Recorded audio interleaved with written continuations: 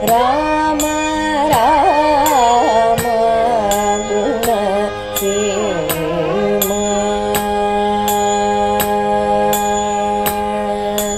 ರಾಮ ರಾಮ ಗುಣ ಸೇಮ. ಶ್ರೀಮತೆ ರಾಮಾನುಜಾಯ ನಮಃ. ಕೂಜಂತಂ ರಾಮರಾಮೇತಿ ಮಧುರಂ ಮಧುರಾಕ್ಷರಂ ಆರುಹ್ಯ ಕವಿತಾ ಶಾಖಾಂ ವಂದೇ ವಾಲ್ಮೀಕಿ ಕೋಕಿಲಂ. ಹೇಮಾದ್ರಿ ನಿಭಗಾತ್ರಾಯ ಸೀತಾಶೋಕ ವಿನಾಶಿನೇ ರಾಮಾಂಘ್ರಿ ಸೇವಕಾಯ ಸ್ಯಾದ್ ಆಂಜನೇಯಾಯ ಮಂಗಳಂ. ಪುಣ್ಯಾಂಭೋಜ ವಿಕಾಸಾಯ ಪಾಪಧ್ವಾಂ ತಕ್ಷಯಾಯ ಚ ಶ್ರೀಮಾನ್ ಆವಿರಭೂದ್ಭೂಮೌ ರಾಮಾನುಜ ದಿವಾಕರಃ. ತಸ್ಮೈ ರಾಮಾನುಜಾರ್ಯಾಯ ನಮಃ ಪರಮಯೋಗಿನೇ ಯಶ್ರುತಿ ಸ್ಮೃತಿ ಸೂತ್ರಾಣಾಂ ಅಂತರ್ಜಲಮಶೀಷಮತ್. ರಾಮ ಸುಗ್ರೀವನಿಗೆ ಹೇಳಿರುವ ಮಾತುಗಳು ಶರಣಾಗತಿ ಶಾಸ್ತ್ರದಲ್ಲಿ ಸುವರ್ಣಾಕ್ಷರದಲ್ಲಿ ಬರೆಯಬೇಕಾದಂಥದ್ದು. ತನಗೆ ಶತ್ರುವಾಗಿದ್ದರೂ ಶರಣಾಗತನಾಗಿ ಬಂದು ಕೈ ಜೋಡಿಸಿ ನಿಂತವನನ್ನು ಕೊಲ್ಲಬಾರದು. ಅವನೇ ಶ್ರೇಷ್ಠನಾದಂಥವನು. ಅಂತಹ ಶರಣಾಗತನಾಗಿ ಬಂದವನನ್ನು ಪ್ರಾಣತ್ಯಾಗ ಮಾಡಿಯಾದರೂ ಅವನನ್ನು ರಕ್ಷಿಸಬೇಕು. ಇದೆಲ್ಲ ರಾಮನ ಮಾತು. ಇದೇ ಧರ್ಮ, ಇದೇ ಯಶಸ್ಸು ಮತ್ತು ಸ್ವರ್ಗ ಪ್ರಾಪ್ತಿಗೆ ಇದೆಲ್ಲ ಕಾರಣ ಆಗುತ್ತೆ. ಯಾರೇ ಆಗಲಿ ಒಂದೇ ಒಂದು ಸಲ ನನ್ನಲ್ಲಿ ಮೊರೆ ಹೊಕ್ಕು ನಾನು ನಿನ್ನವನು ಅಂತ ಹೇಳಿಬಿಟ್ರೆ ನಾನು ಅವನನ್ನು ರಕ್ಷಿಸ್ಬಿಡ್ತೀನಿ. ಅಂತಹವನಿಗೆ ಸಮಸ್ತ ಭೂತಗಳಿಂದಲೂ ಭಯವಿಲ್ಲದಂತೆ ಅಭಯವನ್ನು ಕೊಡ್ತೇನೆ. ಇದೇ ನನ್ನ ವ್ರತ ಅಂತ ಶ್ರೀರಾಮ ಹೇಳಿದ.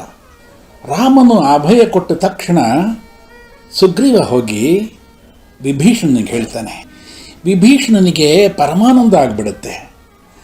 ಆಕಾಶದಲ್ಲಿ ಇದ್ದಂತಹ ವಿಭೀಷಣ ತನ್ನ 4 ಮಂತ್ರಿಗಳ ಜೊತೆ ಭೂಮಿಗೆ ಇಳಿದು ಬರ್ತಾನೆ. ಓಡೋಡಿ ಬರ್ತಾನೆ. ಅವನು ಬೇರೆ ಯಾರನ್ನೂ ನೋಡೋದಿಲ್ಲ, ಭೂಮಿಯನ್ನೇ ನೋಡ್ಕೊಂಡು ಬರ್ತಾನೆ. ಆ ರಾಮನ ಶ್ರೀಪಾದಗಳನ್ನು ನೋಡ್ತಾನೆ. ಬಂದ ತಕ್ಷಣ ಶ್ರೀಪಾದಗಳನ್ನು ಹಿಡ್ಕೊಂಡು ಗಳಗಳನೆ ಅಳುತ್ತಾನೆ. ರಾಮ ಅವನನ್ನು ಮೇಲಕ್ಕೆ ಎತ್ತಿ ಆಲಿಂಗಿಸ್ಕೊಳ್ತಾನೆ. ಇನ್ನು ನೀನು ಭಯಪಡಬೇಡ, ಇನ್ನು ನಿನಗೆ ಯಾವ ಯೋಚನೆಯೂ ಇಲ್ಲ, ನೀನಿಲ್ಲಿ ಸರಿಯಾದಂಥ ಜಾಗಕ್ಕೆ ಬಂದಿದೆಯಾ ಅಂತ ಹೇಳ್ತಾನೆ. ಶರಣಾಗತಿಯನ್ನು ಯಾರು ಬೇಕಾದರೂ ಯಾವಾಗ ಬೇಕಾದರೂ ಯಾವ ಸ್ಥಿತಿಯಲ್ಲಿ ಬೇಕಾದರೂ ಮಾಡಬಹುದು. ಶರಣಾಗತಿಗೆ ದೇಶ ನಿಯಮ, ಕಾಲ ನಿಯಮ, ಅಧಿಕಾರ ನಿಯಮ, ಜಾತಿ ನಿಯಮ ಒಂದೂ ಇಲ್ಲ ಅಂತ ನಮ್ಮ ಆಚಾರ್ಯರಾದಂತಹ ಪಿಳ್ಳಲೋಕಾಚಾರ್ಯರು ಹೇಳ್ತಾರೆ. ವಿಭೀಷಣ ದಾಸನಾಗಿ ಬಂದ, ಇದನ್ನು ಕಂಬರು ಹೇಳ್ತಾರೆ. ಕಂಬ ರಾಮಾಯಣದಲ್ಲಿ ತುಂಬ ಮನೋಜ್ಞವಾದಂಥ ದೃಶ್ಯ ಇದು. ವಿಭೀಷಣ ದಾಸನಾಗಿ ಬಂದ, ರಾಮ ಅವನನ್ನು ತನ್ನ ಸೋದರನಾಗಿ ಸ್ವೀಕರಿಸಿದ. ರಾಮ ಹೇಳ್ತಾನೆ, ನಾವು ನಮ್ಮ ತಂದೆಗೆ 4 ಮಕ್ಕಳು. ಶೃಂಗಬೇರಪುರದಲ್ಲಿ ಬಂದಾಗ ಗುಹನೊಡನೆ ಸೇರಿ ನಾವು 5 ಮಕ್ಕಳಾದವು.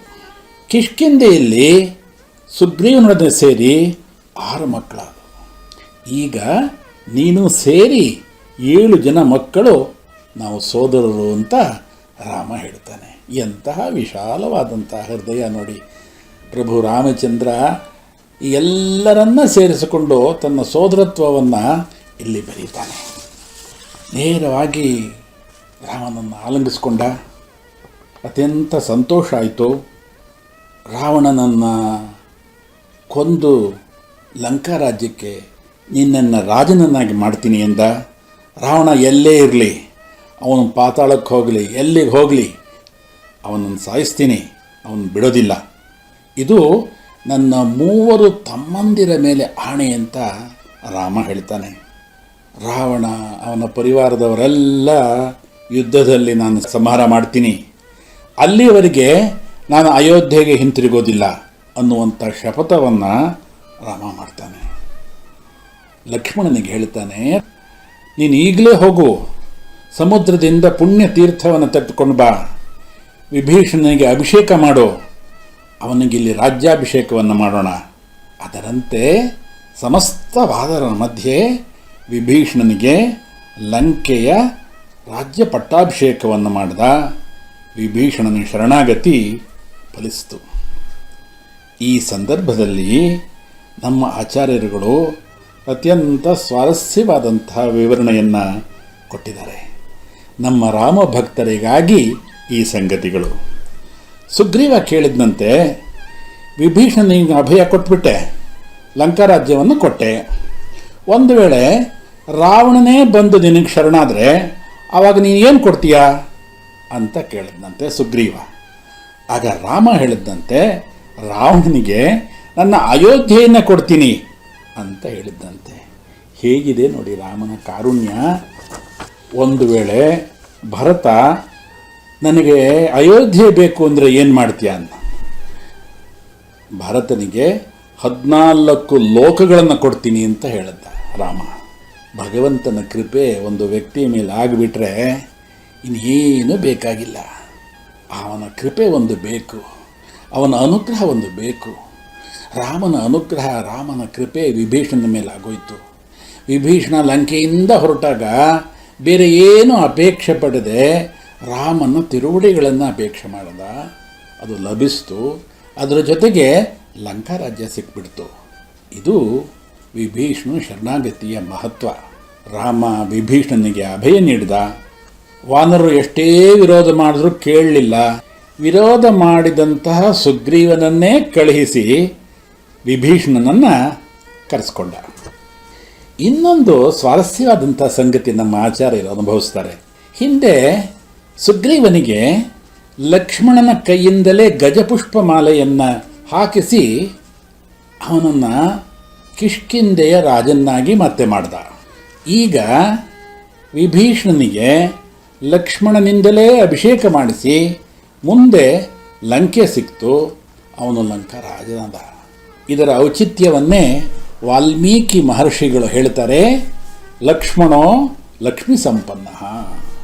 ಲಕ್ಷ್ಮಣ ಪರಮ ಭಾಗವತ ಶಿರೋಮಣಿ. ಅವನು ಏನು ಸ್ಪರ್ಶ ಮಾಡಿದರೆ, ಏನು ಅಂದ್ಕೊಂಡ್ರೆ ಅದೆಲ್ಲವ ಸಿದ್ಧಿಸುತ್ತೆ. ಎಷ್ಟೇ ಆದರೂ ಲಕ್ಷ್ಮಣ ರಾಮಾನುಜನಲ್ವೇ.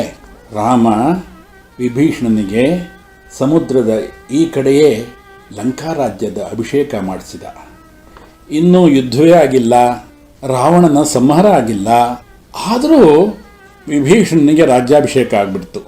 ಇದನ್ನೇ ನಮ್ಮ ಆಚಾರ್ಯರಾದಂಥ ಕುರೇಶರು ತಮ್ಮ ಅತಿಮಾನುಷ ಸ್ತವದಲ್ಲಿ ಬಹಳ ರಮ್ಯವಾಗಿ ವರ್ಣಿಸಿದ್ದಾರೆ. ರಾಮ, ನೀನು ನಿಜವಾಗಿ ಮನುಷ್ಯನ ಹೇಳು. ಮನುಷ್ಯನಾದರೆ ಈ ರೀತಿ ಮಾಡೋದಕ್ಕೆ ಸಾಧ್ಯನಾ? ಇನ್ನೂ ನೀನು ರಾವಣನನ್ನು ನೋಡಿಯೇ ಇಲ್ಲ, ರಾವಣನ ಬಲ ಗೊತ್ತಿಲ್ಲ, ಸಮುದ್ರವನ್ನು ದಾಟಿಲ್ಲ. ಹೀಗಿರುವಾಗ ವಿಭೀಷಣನಿಗೆ ಲಂಕಾ ರಾಜ್ಯ ಅಭಿಷೇಕ ಮಾಡಿಬಿಟ್ಟಿಯಲ್ಲ, ಇದು ಹೇಗೆ ಸಾಧ್ಯ? ಇದು ನಿನ್ನ ಅತಿಮಾನುಷ ಕೃತ್ಯ ಅಂತ ಕೂರೇಶರು ಅತಿಮಾನುಷ ಸ್ತವದಲ್ಲಿ ಅನುಭವಿಸಿದ್ದಾರೆ. ಅದಾದ ನಂತರ ವಿಭೀಷಣನೊಡನೆ ರಾಮ, ಲಕ್ಷ್ಮಣ, ಸುಗ್ರೀವ, ಹನುಮಂತ ಎಲ್ಲರೂ ಒಂದು ಸಭೆಯನ್ನು ನಡೆಸ್ತಾರೆ. ವಿಭೀಷಣನನ್ನು ಲಂಕೆಯ ವಿವರಗಳನ್ನೆಲ್ಲ ಕೇಳ್ತಾರೆ. ರಾವಣನ ಬಲಾಬಲಗಳನ್ನೆಲ್ಲ ವಿಚಾರಿಸ್ತಾರೆ. ವಿಭೀಷಣ ಎಲ್ಲದನ್ನ ವಿವರವಾಗಿ ರಾಮನಿಗೆ ಹೇಳ್ತಾನೆ. ರಾಮ ಕೇಳ್ತಾನೆ, ವಿಭೀಷಣ, ಈ ಲಕ್ಷಾವಧಿ ವಾನರರನ್ನು ಹೇಗೆ ನಾವು ಲಂಕೆಗೆ ಕರ್ಕೊಂಡು ಹೋಗೋದು, ಸಮುದ್ರದ ಮೇಲೆ ಹೇಗೆ ಕರ್ಕೊಂಡು ಹೋಗೋದು ಅಂತ ಕೇಳ್ತಾನೆ. ಆಗ ವಿಭೀಷಣ ಹೇಳ್ತಾನೆ, ರಾಮ, ಏನು ಯೋಚನೆ ಮಾಡಬೇಡ. ಈ ಸಮುದ್ರದ ಮೇಲೆ ಈ ವಾನರ ಸೈನ್ಯವೆಲ್ಲ ಸೇರಿಸ್ಕೊಂಡು ಸೇತುವೆಯನ್ನು ಕಟ್ಟೋಣ. ಅದಕ್ಕೆ ಮುಂಚೆ ನಾವು ಸಮುದ್ರ ರಾಜನನ್ನು ಅನುಮತಿಯನ್ನು ಕೇಳೋಣ. ಸಮುದ್ರಕ್ಕೆ ಶರಣು ಹೋಗೋದ್ರಿಂದ ಸಮುದ್ರ ರಾಜ ಖಂಡಿತ ಇದಕ್ಕೆ ಅವಕಾಶ ಕೊಡ್ತಾನೆ ಅಂತ ವಿಭೀಷಣ ಹೇಳಿದ. ಇದೀಗ ತಾನೇ ರಾಮನಲ್ಲಿ ಮಾಡಿದಂತಹ ಉಪಾಯವನ್ನೇ ವಿಭೀಷಣ ಇಲ್ಲಿ ಮಾಡಿದ. ನಾಳೆ ಮುಂದಿನ ರಾಮಕತೆ. ಲೋಕಾ ಸಮಸ್ತ ಸುಖಿನೋ ಭವಂತು. ಶ್ರೀಮತೇ ರಾಮಾನುಜಾಯ ನಮಃ.